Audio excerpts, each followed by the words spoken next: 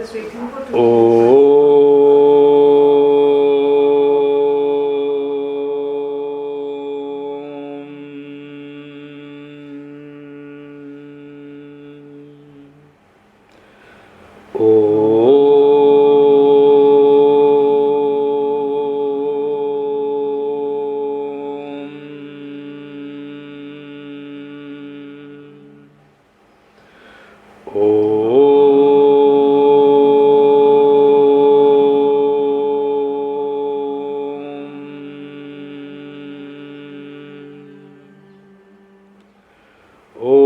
श्री गणेशाय नमः।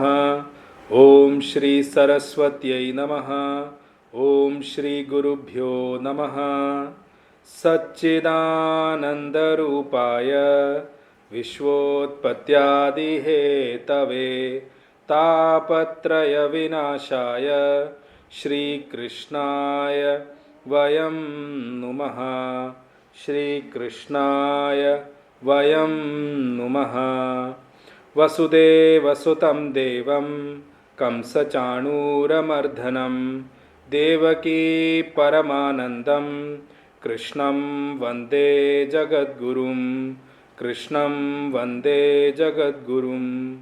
मूकं करोति वाचालं पङ्गुं लङ्घयते गिरिं यत्कृपातमहं वन्दे परमानन्दमाधवम्।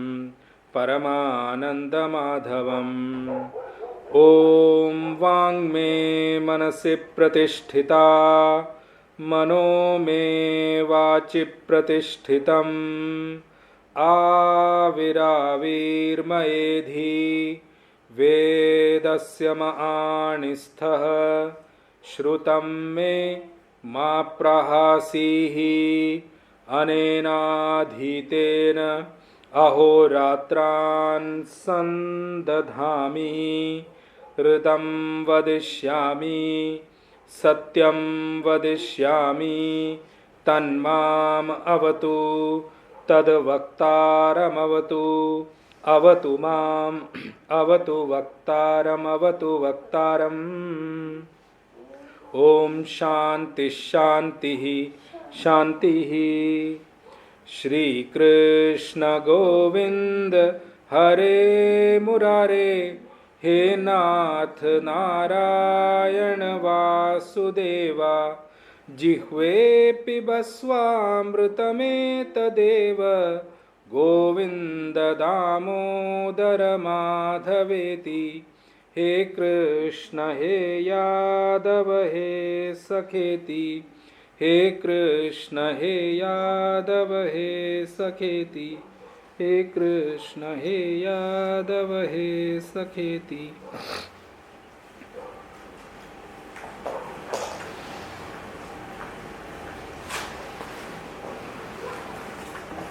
So we were seeing in the last session Arjuna's answer towards what Bhagwan asked him, Bhagwan told him to do, or rather Bhagwan instructed Arjuna to do. So I told you these shlokas actually from 4th to 8th becomes a very important point because that's the trigger for Bhagwan to give the whole Bhagavad Gita. The reason I am asking you to think like that is this. See, Bhagwan had been there with Pandavas all the 12 years of their exile, Agyatwas also, even before that also when they were kids and they were playing around and they grew up with Kauravas, Bhagwan was there with them. And remember, Bhagwan didn't go and study a text and come and give a discourse to Arjuna. Bhagwan also had that knowledge all the time. But there is a very deep message hidden here that why when Bhagwan was there with them 12 years in exile when Pandavas were there, Bhagwan spent a lot of time with Arjun and everybody else. He used to visit them every now and then. And whenever Arjun came in front of Bhagwan, and Bhagwan always said, Arjun, do one thing. You should go and do some tapas, do some penance and get a divyastra from, Swarga and other lokas, from Devtas and deities, Bhagwan Shiva and everyone. Why? Bhagwan was there. Arjun was also available there. And Arjun had a lot of free time. So what is that trigger that, Bhagwan at that free time, when he was wandering around with them, he never told Arjun, Arjun, listen, war is going to come. Why don't you come here and sit? Let me just give you some self-knowledge. Bhagwan never did that. There was no dearth of knowledge with Bhagwan at all. He always had this knowledge. And at least for him, he is at that stature, he is Lord of the whole world, whole cosmos. He could have just given that knowledge then and there itself. But why? The same Arjun, the same Bhagwan, but Bhagwan didn't give knowledge for the 12 years over there when they were in exile, but he had to give the knowledge right in the middle of a war field. It is not a right place for knowledge, by the way. It's not a study time. It's not a free time also. It's a time when there is so much of pressure on both sides. You have already blown the conch and you are just about to fight. What is that trigger? Why Bhagwan decided to give the knowledge here? He was so available.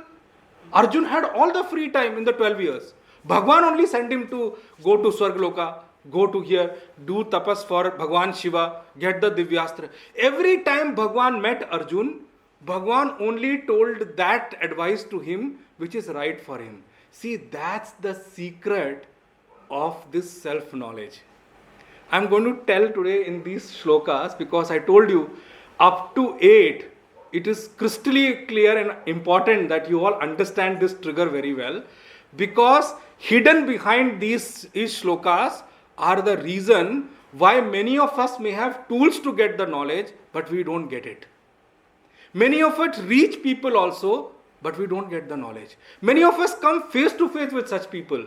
We may walk and get up with such people, but self-knowledge doesn't happen. Why? It's very strange. There is no dearth of ashrams, at least in our country. There is no dearth of gurus also. And there are really intellectual people available in this country. There are so many ashrams. Everyone may not be up to the mark. I'm not coming to that point. But there are so many good gurus, knowledgeable people who are available. But knowledge doesn't happen. Why? Because there is some critical portion which is missing for the knowledge to happen. And that's what Arjuna is going to show you from these shlokas, especially from 4th onwards to 8. You have to understand the logical sequencing of those shlokas. And one more thing you need to remember, in the first chapter of Vishad, Arjun was only talking. He never asked Bhagwan anything. In the last shloka which I read, Karpanya dosho apahata swabhavaha, there is a word which is prichhami. That's the first time Arjun asked. Till in the last chapter, Bhagwan didn't give anything. Arjun was blabbering. He was coming to logical conclusion after conclusion. One after another argument he gave. And he said within himself that according to me, my intellectual understanding, this war is not right to be fought. So, I have come to a conclusion, the way many people say, I have come to a well thought after conclusion. See, your thought may not be right all the time, because you have only limited knowledge to decide. Every situation cannot be resolved by thought process. Our own thought process is what Gita ji is trying to tell you from these shlokas. So Arjun had to come to this position where he, rather than saying own arguments which he has formed in his mind, he says, Bhagwan, in this entire chapter, 16 shloka he said in the first chapter. And then he said so many 3 shlokas before this also. First time, Arjun says, Prichhami, I ask you. Till now he was not asking. He was only wanting a certificate by Bhagwan that, as a friend, that, what I am saying is right. And this is exactly what is going to happen. You just like any other friend, say yes to what I am saying. Just agree with me 100%. Let's walk and, walk around and just go away from this war. Arjun came to that point. He was talking to Bhagwan as a friend. Please remember this thing very well. दुनिया में किसी भी संबंध से ज्ञान नहीं मिल सकता. सिर्फ एक ही संबंध ज्ञान के लिए बनता है, गुरु और शिष्य. No relationship in this world can give you liberating knowledge. The only relationship you have to establish to gain knowledge is one becoming a guru, another becoming a shishya. Till the time you reach that portion, knowledge will not happen. Knowledge will become just an external thing for you. It may remain in your intellect, but it won't be useful for you till the time you have accepted the other side as somebody who is your guru. Because making guru at a position, it's not about just a designation. And please remember one thing, I'm giving you one picture of Sanatan Dharma here.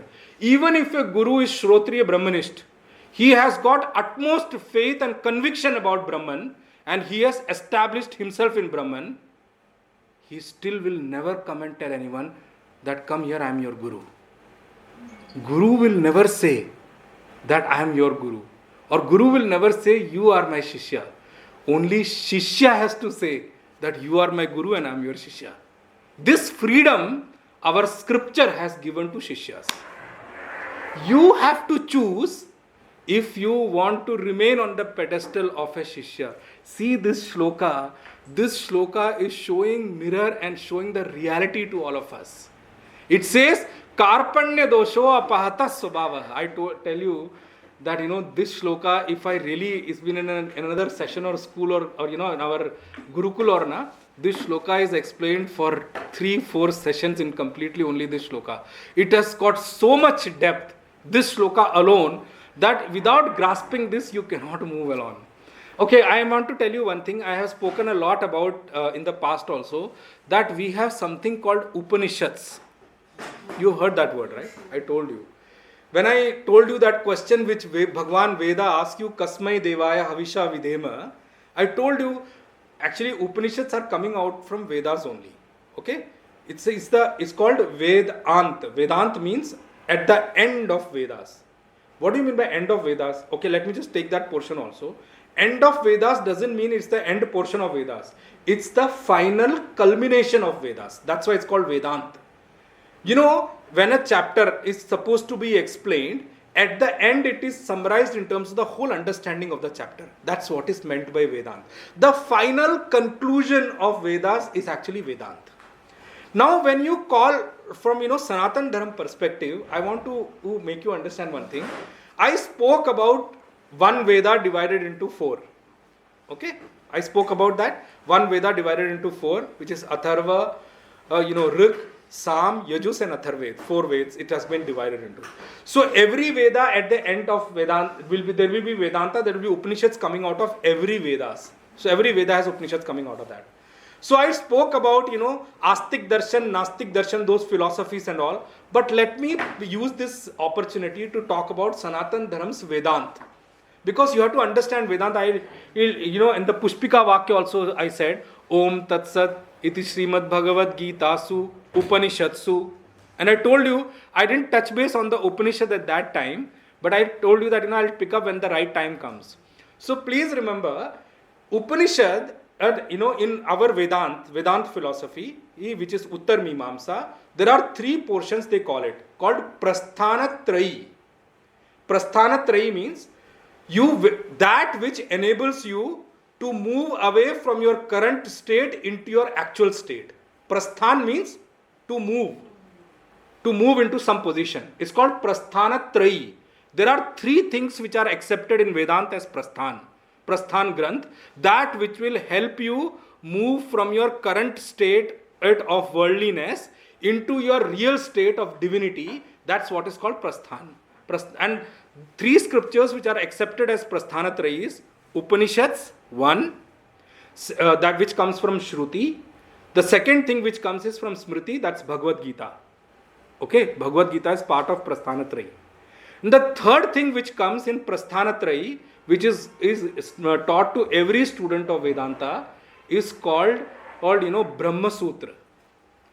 There is a granth by the name Brahma Sutra, which we talk about. Brahma Sutra is actually composed by Veda Vyasji himself. Okay?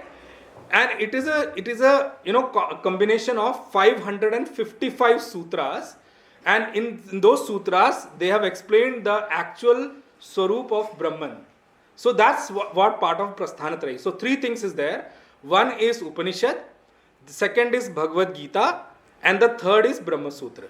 Now, the reason I brought this up for you is that Why we are not talking or teaching Upanishad so freely and Brahma Sutra so freely?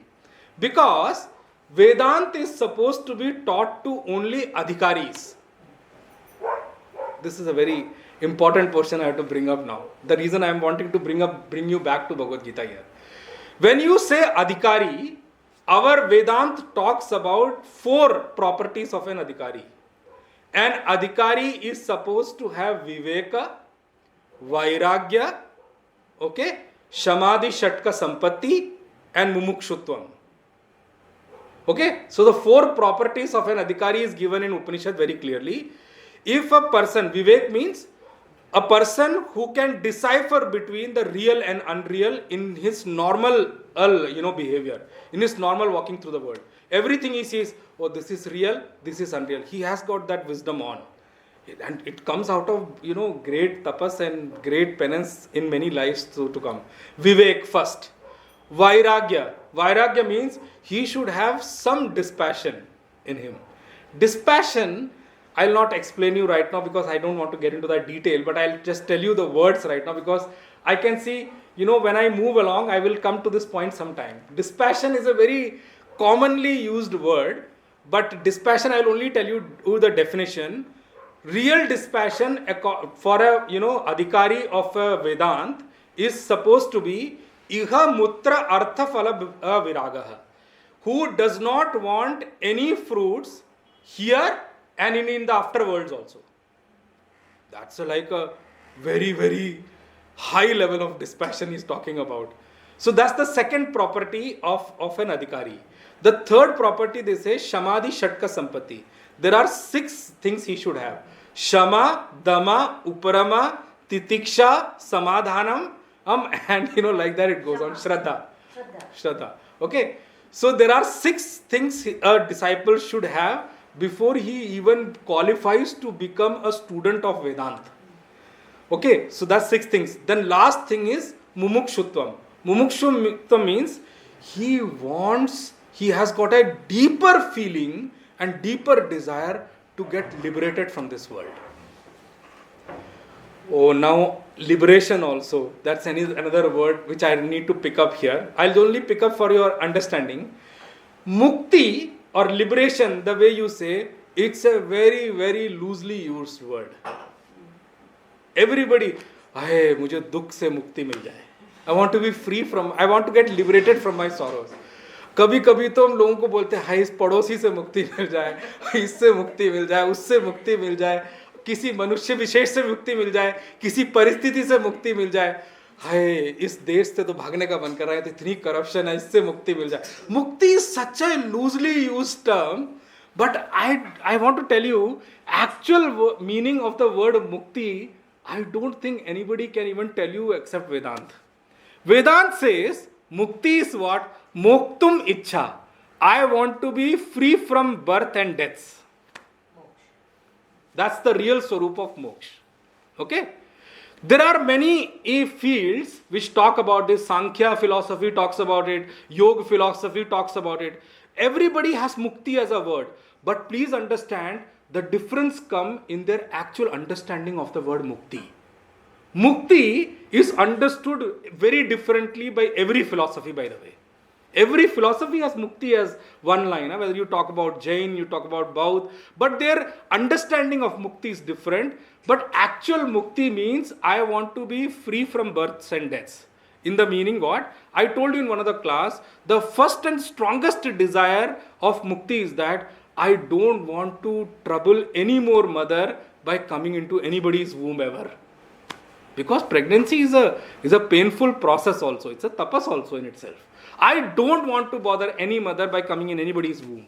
So that's the kind of mukti he's talking about. So Upanishad and Brahma Sutra, even if somebody goes to a session, they may not understand a word, rather they will feel disconnected if they are not adhikari. Because Upanishad will be direct in telling you. They are not bothered whether you understand or not. Understanding you have to build from the previous positions. You have to work hard for that. It will say, I'm just quoting one line for you. There is an Upanishad by the name Ishavasya Upanishad. It says, Ishavasyam idagam sarvam yat kincha jagatyam jagat Tena tyaktena bunjita mahagrudak kasya svidyanam. Upanishad simply said one thing line to you. Isha vasyam idam sarvam. Whatever you see in this world, good, bad, ugly, worse, everything is Isha vasyam. Everything has got God in it. Now accept. You can't comprehend that fact. What are you talking about? Even bad things have got Isha. There is nothing in this world which is devoid of God. Can you see it? No. For what you talking about Isha Vasyam? If some family member or some neighbor misbehaves with me, can you consider that person God? Impossible. You cannot. But Upanishad said it and walked away. If you are Adhikari, you will grasp. If you are not Adhikari, you will not grasp. But the reason I brought this up is, that's the beauty of Bhagwan and his Bhagavad Gita.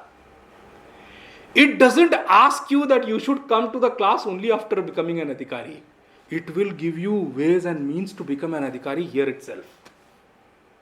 But you have to grasp the subtler aspects which are shown to you. You have to have the presence here and the attendance here in terms of your ears, that everything is focused here. You can grasp what is given to you. Now listen to this very carefully. Arjun says, Karpanya dosho apahata swabhava. Bhagwan, I accept that I am in problem.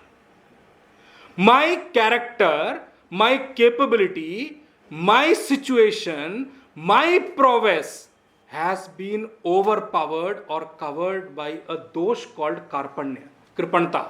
I'll come to that point. I'll explain you Kripanta separately. There are many meanings to understand Kripanta, but I'll give you the Adhyatmic meaning of Kripanta. Anyway, I'll come to that point. So first point is, rather than explaining the meaning of the word, I want to just understand the situation first.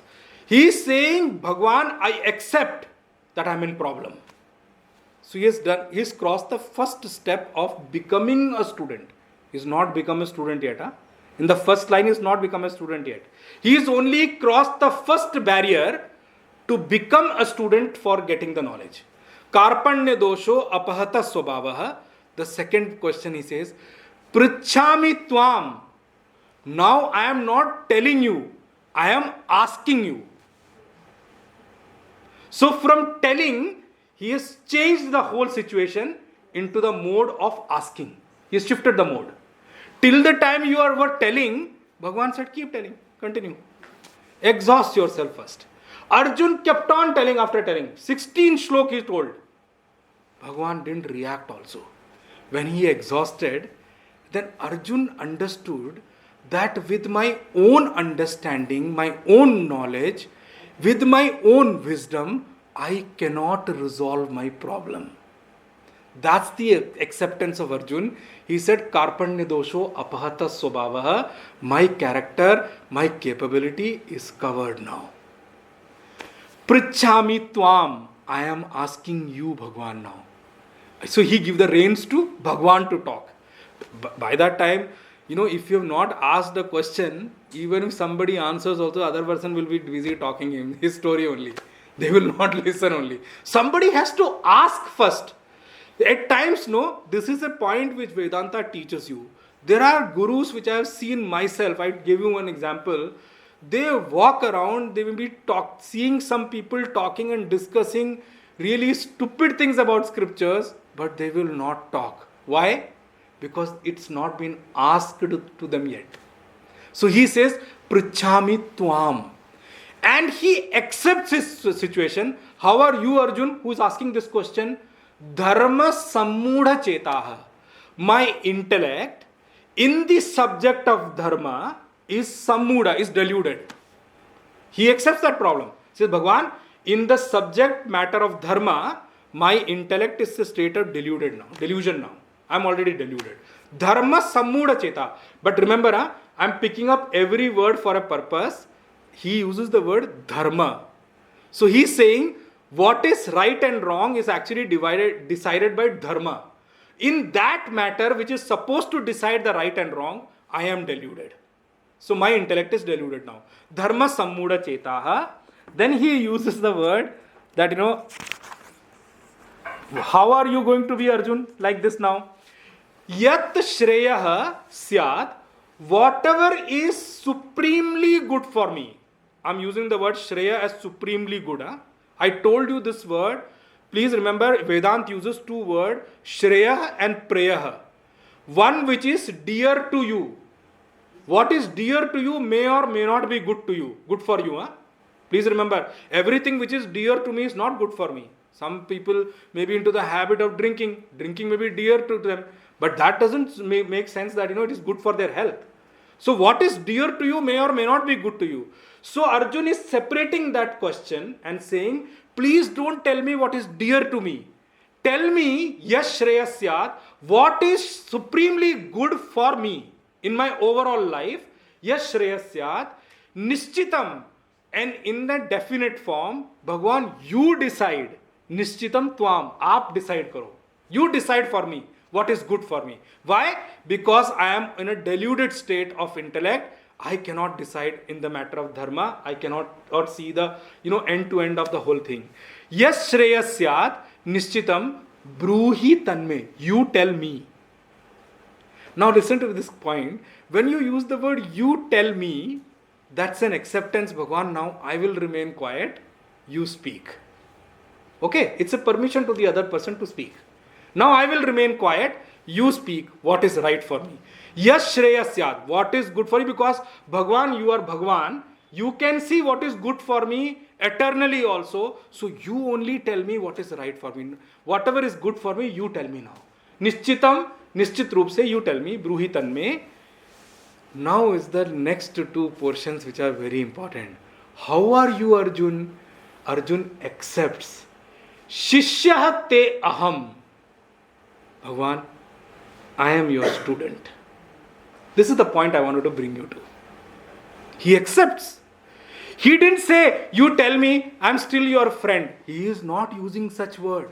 Please remember, he has been a friend of Bhagwan all his life. But knowledge never happened. He accepts the point that I put down myself to the level of your student. Shishya te aham. I am your student now. Shishya te aham. Tvam mam shadhi. You start ruling over or overwriting my intellect. I will use the word overwriting better. Because what happens is, in the process of living the life, our intellect is already so crowded with so much knowledge which we think have all been good and we have just kept it. Sometimes a mistake which usually people do with their intellect is a very, very high level of mistake which many people do. What जो कुछ भी दिखा अच्छा गंदा उठा के भर लिया और सोचा कि I will assess some later time to remove it. और वो removal never happens. And when the time of knowledge comes, intellect is already so crowded, it has got no space to grasp anything unless and until you throw out what is there. I'll use this word in this way. Have you seen a computer? A computer has got a defined memory. When the memory of the computer becomes full, it gives a message, cannot save the file because no more memory left. I'm using purposefully for a scientific way. Reason why? Because that's the same state of many of our intellect. Whenever a knowledge is set into our ear, our memory responds back saying that, sorry, cannot save the file, no more space left. And the problem is, all those teachers who taught us in life never taught us this technique, how to delete stuffs from the memory. We don't know it ourselves also, unless and until someone teaches us. And trust me, when you go into sleep and you come into a dream world, many nonsense things which are lying there start displaying in your dreams. Completely useless, have got no relevance for you. It means it is lying subsided in the memory because nobody taught us how to remove file. When a computer returns with an error, or an email returns with an error, your receiving email facility may be barred because your email is already full, your inbox is full. Please sit down and remove email. People sit down and they start removing one by one. And when you walk to them, they say, you know what, Anishji? I removed 1000 emails today. If you would have done that at the right time. I don't know why we are not into the habit to do these things daily. Why not, when the email comes to you daily, spend some time? We've spent so much time on our phone and other things. Why don't we spend our time every day to what to keep and what to delete? Nobody taught us that judgment. Unfortunate. And what happens? That knowledge becomes a boundary for us to grasp any higher knowledge. The worst state right now, I feel pity for the school and college going students. Sorry to use the word, they have so much options to fill their minds with unnecessary things these days. There is no dearth of equipments. Television, cinema, and now a new thing has got added, got OTT, you call it? Right? Sorry.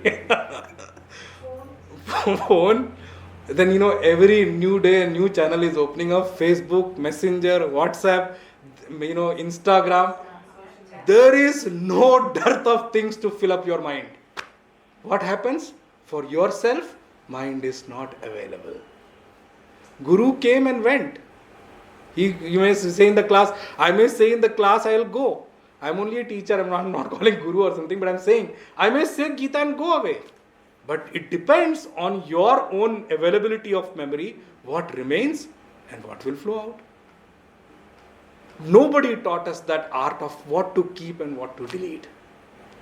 Please remember, Bhagwan is teaching you that art through Bhagavad Gita. Bhagavad Gita is a life-changing document. Bhagavad Gita is the only document for the mankind to make a man a man. We have only got a human body. We are yet to become human. Just because you got a human body, there is no certificate given to you that you become a human being. We have got a human body. Human, so we have to become after coming into this body. That's what Bhagavad Gita is teaching you. This is why this book becomes the only guide for a mankind in a longer run. Through Arjun, he is teaching us why this document has been available, this book has been available since Dwapar Yuga. There are so many commentaries written on it. There have been so many people who have given talks on Bhagavad Gita. Why it has not helped? Because we were not available. Arjun is making himself available. Bhagwan, now I am available to you. You teach me.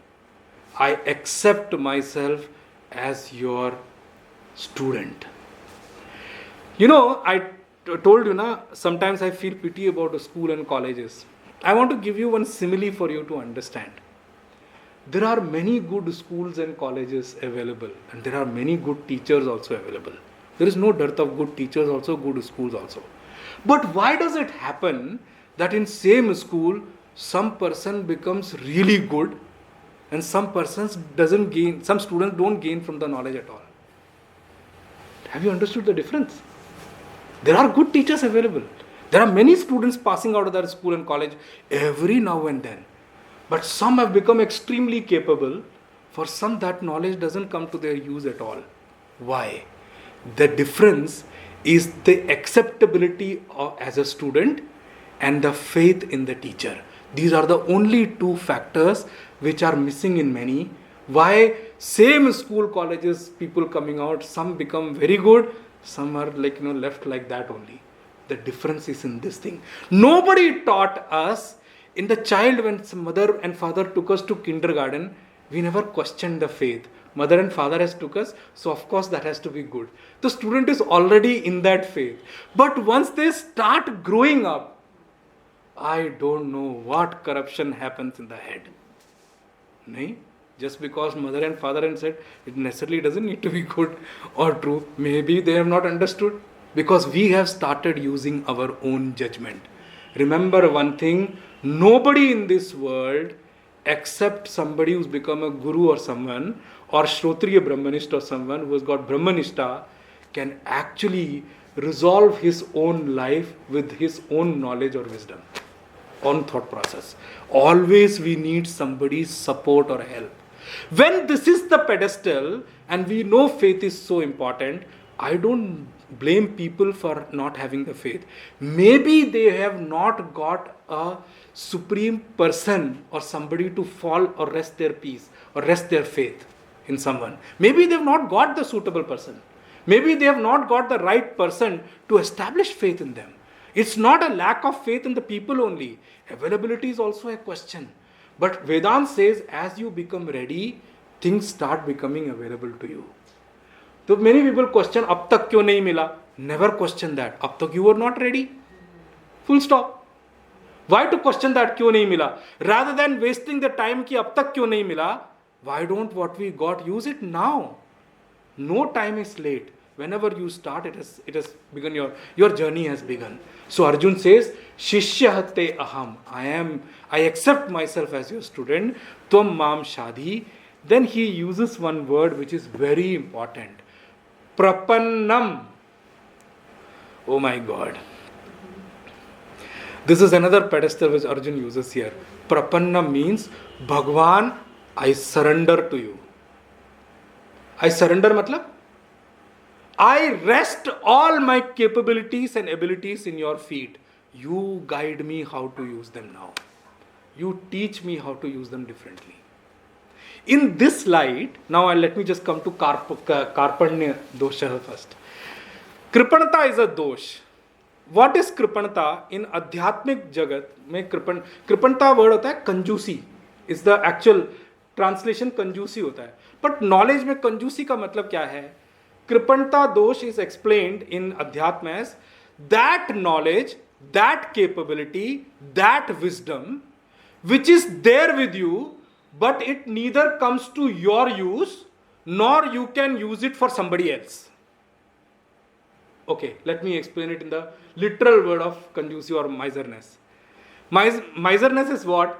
You have money, but that money neither comes to your use, nor comes to somebody else's use. That's called miserness, isn't it?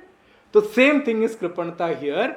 You have the capability, you have the wisdom, you have the knowledge, but because of some reason that gets covered or diluted, and it is not available for your use also, it is not available for others also. That's called Kripanata. So Arjun accepted. Now I want to pause here for one thing. The same problem of Arjun, two people and one Bhagwan saw it differently. Why should I put Bhagwan in two people? I will not put that, I will not do that mistake. See, I'll tell you one thing very honestly, okay? In the last class also I said, in Srimad Bhagavad it is used, Brahmeti Paramatmeti Bhagavan iti Shabdyate. Brahman and Paramatma is is used as Bhagavan at many places. Bhagavan is nobody different. The same Brahman and Paramatman or Supreme Consciousness is called Bhagavan. Another word today I'll give you from Bhagavad. Srimad Bhagavad is such a good text and I always love it. Krishnastu Bhagavan Swayam. I want to use that now before I come into the knowledge. Lord Krishna is actually Sakshat Bhagavan. Krishnastu Bhagavan Swayam. Who is the Praman? Bhagavad Ji says very clearly, loud and profound. The reason I brought this up is that there are many discussions which are happening outside even today. I did not pick up that discussion, many discussions, because that's usually I take in the beginning of the class. अगर आपको याद हो तो मैंने बोला था भगवद गीता की जो कमेंट्री पे बहुत सारे विवाद हैं उनको मैंने उठाया था. In one of the classes I have taken up, but I have not taken up here because this was not such a detailed one and everybody was in a hurry to finish the Vishad Yoga, by the way. So I could not take it up. So people were getting bored with the Vishad, but so I did not take it up. I am wanting to use the opportunity now to tell you. There are many discussions outside, but I'm not going to pick up all of them, but I'm going to pick up one thing. There is one school of thought which says Bhagwan Krishna is nobody but a superpower human. Okay, there is a There are schools on that. I can name the schools, but I don't want to confuse you all. Let's not come into that. And okay, so they say that, Bhagwan Krishna is a superpower human, or what you call in the Hollywood name, Superman, or I don't know, whichever man you call it.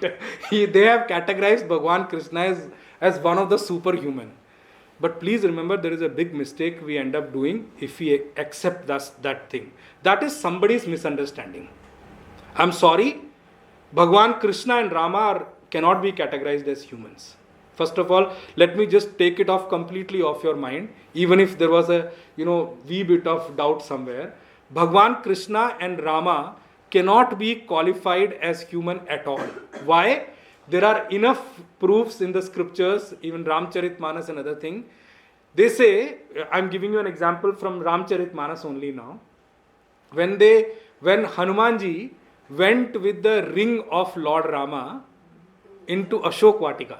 I'm bringing purposely because, remember, all scriptures are one and same. They're talking the same thing only, but in a different way. So don't disconnect yourself from anything. So when Hanumanji went to Ashok Vatika to meet and look for Sita ji, he somehow managed this shape differently, and then he went and he gave one anguti to prove to Sita ji that I have been sent by Rama and I am not a Mayavi Rakshas sent by Ravana. Because Sita ji asked for proof. How do I know you are not sent by Ravana? Only one Mayavi Rakshas will come here and showing me different forms and telling me that I am close to Rama, so that I accept Ravana. Nothing doing. So he said, Mate, no, it's not like that. This is the ring which Lord Rama gave me. So Sita ji looks at that. See, I'll tell you, everything has got a deeper meaning. Sita ji looks at this ring. What is so different in a ring? Ring can be made by anybody. If a Rakshas can demon can take different and forms, why can't he manufacture one ring and give it to you like what Rama won? But no, that's not the case. There is one word which is used there, where Sita ji uses the word. What is the speciality about this ring? Maya te asi rachi nahi jai. This ring cannot be made by anybody in this world. So what is so different about that ring, bhai? So you need to remember, when you see Lord Rama and Lord Krishna, yes, that's true to show us they have come from a womb. One from Kausalya ji and one from Yashoda ji. I'm not coming to Devki ji. Yashoda ji brought him up. So one came from Devki ji, one came from Kausalya ji. But that is for us to see that way. But when Bhagwan takes a form, Bhagwan is not qualified under the category of that. He is born. We use one word called avatar. There is a movie going on, Avatar. I'm not coming to that point now. They may have taken words from here and they may have pronounced it differently. Avatar. Avatar, making it avatar doesn't change the word from avatar to something different. They may have shown. I'm not coming to that point. I'm not making fun of the movie also, but I'm saying they are taking cues. James Cameron said himself that I have taken heavily from Hindu scriptures. He says that. Profoundly he says that. I'm inspired by Hindu scriptures. So he may have used the word. It's running well also. I have also seen the movie, so what should I say? Anyway, so we use the word for Bhagwan as avatar. We don't use the word as born. He may be seen to be born from a womb, but he actually takes a form himself according to his own blessing. So when Bhagwan takes a form, you need to remember his clothes are not made of threads or anything. His anguti is not made of anything. Whatever he has, including his ring, is Sakshat Satchidanand. That's why when Sita ji looked at the ring, she said, no, this ring cannot be made by anyone. Why? Because by touch of it, you can feel it's Sakshat Satchidanand. Another story I'll relate to this also. There is one time when Brahmaji wants to check on Bhagwan Krishna.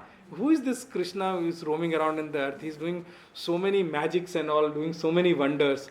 So once he does one thing, he hides all the gopas who goes around, run around. Even the calves, he hides them, takes them to Brahmaloka and keeps them somewhere. Bhagwan sees that Brahmaji is in a mood to test me. Doesn't matter, let it be. Bhagwan also enjoys all these things. So what he does is that Bhagwan himself takes different forms as gopas and calves.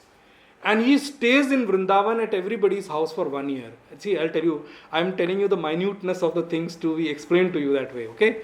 So when you read Bhagavad, it's such a mesmerizing, para which is going on.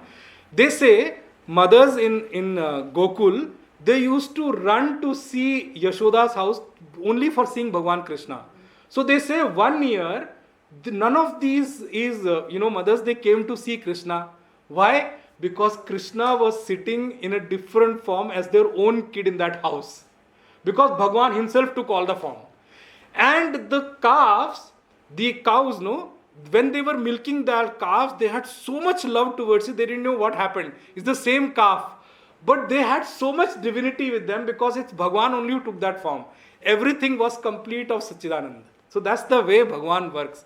So, when you listen to Bhagwan, you need to remember, you are listening to Supreme Consciousness. You are not only listening to a blue boy from Vrindavan. Don't only relate to that. He is much, much different from all those things what you see. So here, he says, Bhagwan, I accept now. Now remember, surrender is a word which is very important to understand here. What do you mean by surrender? What do you mean by surrender? It's a very common word. Give up my ego. Very good. I'll hold that. What else? Very good point. Remember, it's about giving up your ego. Ego is one of the biggest obstacle for the knowledge to happen inside you. When you see someone, many a times we are not ready to accept that person as higher than us. That's our ego. Younger than us, how can he do? He may be talking, doesn't matter. So what? He may have read something here and there. So what? I don't accept him as higher than me and all. Remember, till the time you accept somebody at a higher pedestal, knowledge won't flow to you. I told you, a river can only flow downstream. A river doesn't flow equal stream, it doesn't flow upstream also. If you feel the other person is lower than you, thank you very much. Good luck to you. It's not going to happen. It's not going to happen at all. It may fall on your ear. The first thing which comes is acceptance. When you accept somebody as higher, then only you can have the feeling of surrender. Because many a times that person may use the knowledge to keep checking on your ego, and he may toss and turn your ego. He may just roast your ego completely. There will be many instances like that. Trust me. Guru and Shishya, this is the relationship. And I feel so thankful for this Guru Parampara that without that Parampara, I could not have learned a word of scriptures. It taught me these things, that surrender becomes utmost important. There was no reason otherwise, Arjun had to use that word, or Vyasji could not have mentioned it also. Why Vyasji mentioned it? These are important and the must factors for knowledge to happen. Shishya, first factor. Okay? Then Tvam Mam Shadhi. I give you my intellect to rule over it. Third is Prapannam. I surrender to you because I see no way that my knowledge, my wisdom can resolve my problem. I give the reins of my life to you. You start ruling over me. That's the reason I told you this shloka is going to take its own time. Now the next shloka, after next shloka, I'm going to come back and analyze all the 8 shlokas till now for you to explain you the difference. Next shloka, Arjun's Vairagya is being shown. The next shloka. Now I'm going to read the shloka. I told you, Arjun accepted, has Shraddha, has faith. And remember one thing, Arjun was very capable, no doubt. But one thing Arjun had inbuilt in him. You know what? Arjun was not arrogant in his whole life. Arjun was very, very calm, quiet and humble. he was full of humility. Arjun. That thing worked in favor of Arjun. So he didn't have to do much hard work to surrender his ego. He already had a minimized ego. He was already working at what you call, see, I'll tell you one thing honestly. Ego, a minimum threshold is required for everyone. Without that, you can't transact. Don't let anybody and everybody walk over you. That's not what is said by Bhagavad Gita here. Bhagavad Gita is not making you like that, give a rein to everybody, let anybody walk over you, you remain quiet. Quietness की ये मतलब नहीं है आप सब कुछ सह लो. अरे ऐसा किसने बोला भैया आपको? सारा कुछ सहकर तो हम जिंदगी जी ही नहीं सकते. ये नहीं बोला आपको. You have to react at places. But Bhagavad Gita teaches you the art of doing that reaction also. It's not asking you to kill your ego. Please remember, you cannot kill your ego. Killing the ego means I have to leave this body. Because identification with this body is also ego. And when I am in this body, I will have identification with something. मेरा घर होगा, मेरा शरीर होगा, मेरा परिवार होगा, वो तो होगा ही होगा, उसको कैसे किल करोगे आप? वो नहीं हो सकता. That's not what Gita is telling you. Gita is telling you that you should look for a person who is above you, who is at a higher pedestal than you. At least go and surrender your ego to that person so that he can start teaching you what you have never learned till now. Now you see, when Arjun has reached this point, which he did not reach in 12 years during his exile, you see, so what if it's a war field? Knowledge happened. In the middle of the war field, knowledge happened. It's a completely not right place at all. Completely misplaced in terms of knowledge to happen. Usually they say, knowledge happens in koi kutiya ho, ashram ho. Knowledge happens at some classroom or somewhere. Remember, I want to make this clear very, very, very clearly this point. Ashram hone se gyan nahi ghatega. Just because ashram is there, knowledge is not going to happen. Just because guru is there, also knowledge is not going to happen. Knowledge will happen. The reign is in your hand. See what they say, na? Television may have many channels, good, bad, ugly, whatever. But who has the remote? Don't complain. इतना बकवास आ रहा है, क्या बोल रहे हैं पता नहीं. अरे भाई, who's forced you to watch it? You have remote in your hand. Remote हाथ में रख के बैठे हैं, पता नहीं क्या बोल रहे हैं. अरे क्या हो गया इन लोगों को, दिमाग खराब कर दिया. अरे रिमोट यहाँ रखा हुआ है. अरे why can't you just change the channel, man? Channel आपके हाथ में, रिमोट आपके पास है. कंप्लेंट आप ही कर रहे हो, देख भी आप ही रहे हो. अरे हद कर दी आपने, भी कमाल ही कर दिया. सारा कुछ हमारे ही पास है, हम ही कंप्लेंट कर रहे हैं. अरे ये देखो कैसा है, वो देखो कैसा है. अरे move on, move away from such things. You have a choice to choose people in your life. See, some things are beyond your choice. Family is given, relations are given. You, whether you want it or not, you have to live with them. I'm not talking about that. But those things you have to manage. But other things you have a choice. संगत की आपके पास choice है. Association means, संगत means association. Who do you associate with? If some association is spoiling you, move on. Who stops you? Who is forcing you to stay there? वो करना नहीं है, complaint करना है. रिमोट यहाँ दबाकर बैठे. गुरुजी बहुत मजाक उड़ाते हैं इस बात का.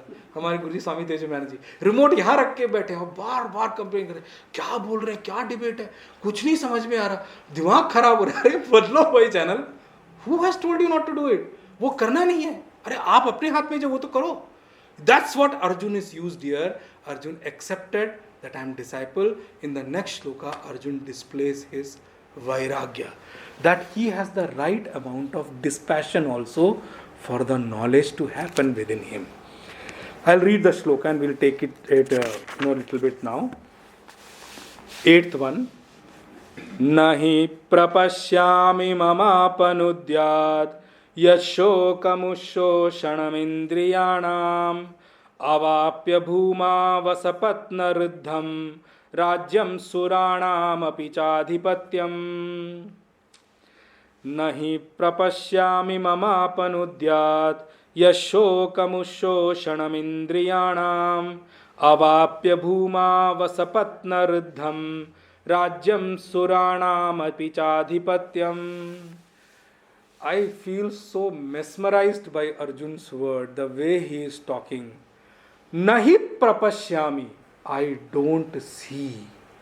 Bhagwan, I'm telling you, I don't see any good in any of these things. He's listing down now. Nahi prapashyami mama apnuyad, that I am going to get from this battle. He says what? What are you wanting to get, Arjun?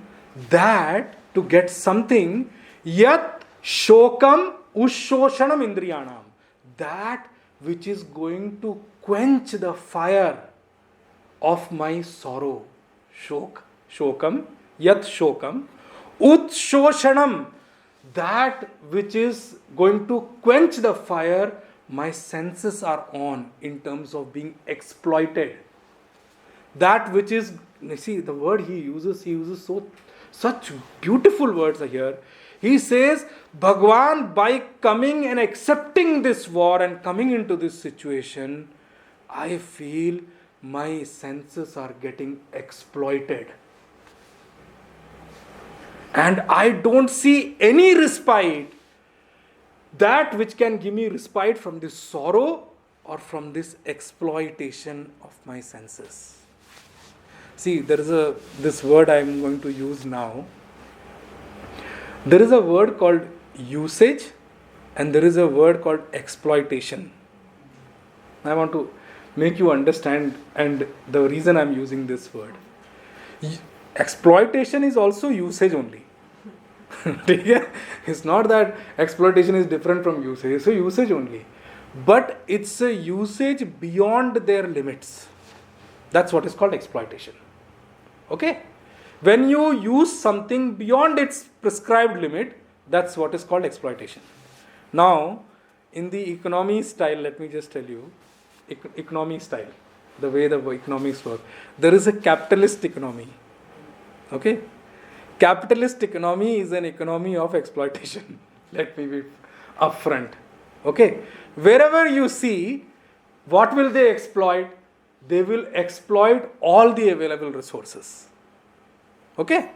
That's why when you see capitalist economies, you see they have no focus on environment. Greta Thunberg may cry, crib, but they will not even pay attention to her. This doesn't bother them. Why? They want to earn maximum profits. Maximum profit from minimum resources for the maximum amount of time. This is how I put exploitation in words.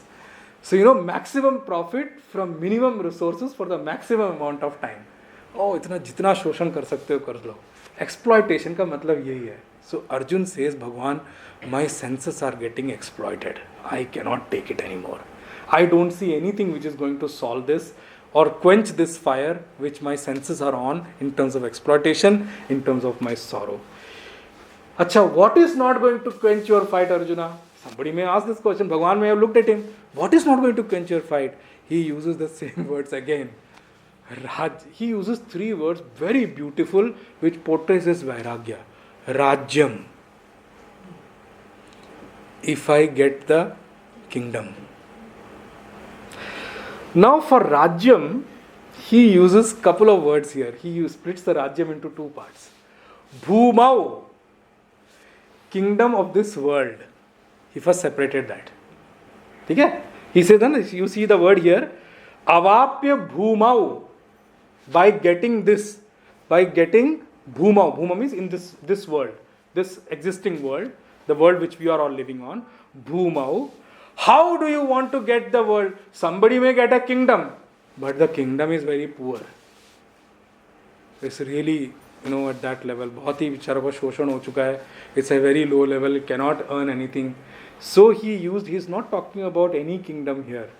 He uses the word Bhumau Asapat Riddham. Riddham means a Bhumau, even if I get a kingdom which is well developed, it can give me a lot of profits in my running through the life. That's why you do Riddham. Matlab well settled kingdom. Not a kingdom which is like poor, has got nothing there. I got a kingdom of, Kenya. Now what do I do with it? I got a kingdom of Nigeria. Go and get the kingdom. What do you do with it? They're already so poor, poverty there. It's not a poverty-stricken kingdom. He's talking about Riddham, that which is well settled, developed kingdom. Even if I get a developed kingdom, then he used Asapatnam. A kingdom which is devoid of or free from any conflicts or any enemies. Asapatnam, that's the word used here. You have a kingdom. Let me just take an example here only. So, this I'm giving you for an example's sake. India, China is a problem.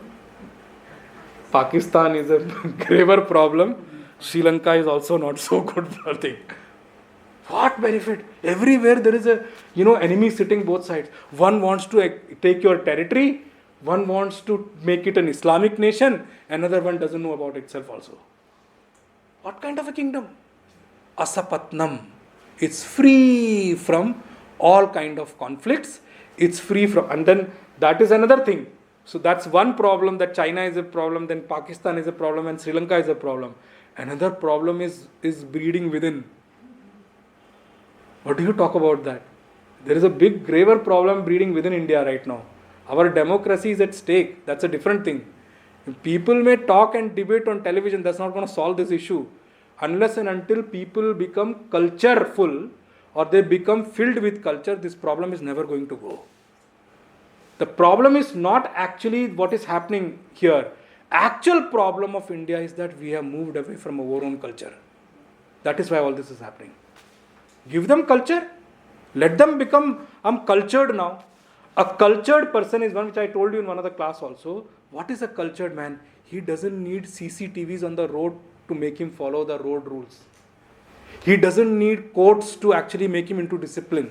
He doesn't need police to keep him under control.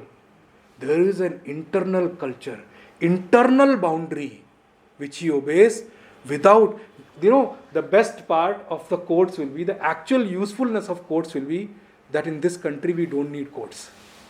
Can we reach that situation? In this country, the actual culture will be when we don't need police. They are only for the sake of being there. See, actual capability of a doctor is that patient may not need the doctor afterwards. He's resolved in terms of the whole thing. So, he says, Asapatnam. I get a territory, a kingdom, which is free from all these problems. He says, Asapatnam, Riddham. Both the conditions he put. Now, what it says, it's not about this bhumi only. Bhagwan, even if I get Suranam api adhipatyam. Read this, see the shloka. Rajyam to bol diya. Rajyam asapatnam riddham. Both the conditions are for Rajyam. Even if I get lordship over Suranam adhipatyam, I don't get Dev Loka. I don't go and get to stay there. I get their adhipatyam. I get their lordship over that Loka. Even if I get that also, Bhagwan, I don't see any respite from my sorrow and the exploitation or the burning sensation of my senses. So Bhagwan, with this, what do you call that in the legal language? I rest my case. Now my honor, you decide. That's how he is going to present his point. Now in the next class, I am going to bring back all the 8 shlokas together to make a comparison, because I want to bring out 2 Bhagwan shlokas separately. Because now, after this, there will be 2 shlokas of Sanjay. He will summarize the situation, then Bhagwan Uvacha will start. Remember one thing very, very clearly here. When you listen to Bhagwan Uvacha, you need to remember this thing. You are hearing the words of Supreme Consciousness. Not even a single matra, not even a single comma or apostrophe is supposed to be left without understanding. Every word is a gem in itself. The whole Bhagavad Gita from now on. Till now, the purpose of Vishad Yoga, of taking it longer, and this were actually to set the foundation right for you to get it. If you do not understand how this knowledge happened, Gita will be only some words said by Bhagwan. It may not happen as a knowledge inside you. Okay? With this we'll take the session next time.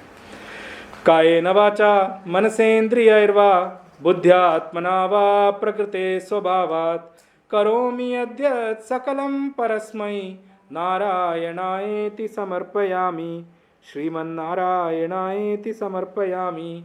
ओम पूर्णमदः पूर्णमिदं पूर्णात् पूर्णमुदच्यते पूर्णस्य पूर्णमादाय पूर्णमेवावशिष्यते।